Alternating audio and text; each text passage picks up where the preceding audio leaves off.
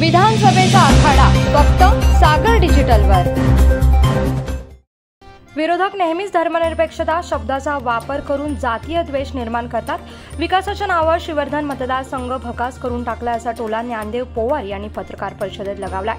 माध्यमांशी संवाद साधताना पोवार म्हणाले, विरोधकांनी फक्त स्वतःच्याच कुटुंबाचा विकास केलाय।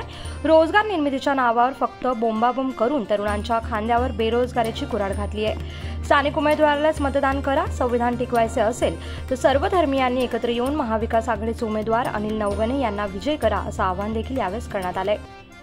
युनिट मंजूर झालं होतं, हे सुद्धा इथे आलं होतं, ते यांच्या तडजोडीमध्ये त्यांनी ते परत पाठवलं। म्हणजे लोकांवरती, तरुणांवरती बेरोजगारीची कुऱ्हाड यांनी खऱ्या अर्थानं या लोकप्रतिनिधींनी आणलेली आहे। दिघी पोर्ट असेल किंवा अन्य कोणतेही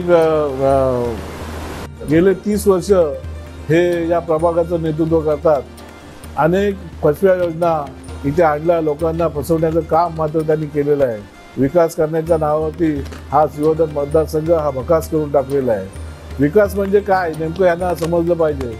विकास म्हणजे इथे शिक्षणाचं दालन खुलं नाही, इथे कुठलं हॉस्पिटल, आरोग्याची सेवा उपलब्ध नाही, रस्ते, पाणी या गोष्टी उपलब्ध नाहीत। मी निश्चितपणे सांगेन की यांनी ज्या योजना राबवल्या, ज्यांनी हे रस्ते केले, हे रस्ते फक्त त्यांनी विकत घेतल्या जागा असतील त्याच ठिकाणचे रस्ते झालेले आहेत, अन्यथा जनतेसाठी कोणत्याही प्रकारचा कार्यक्रम केलेला नाही।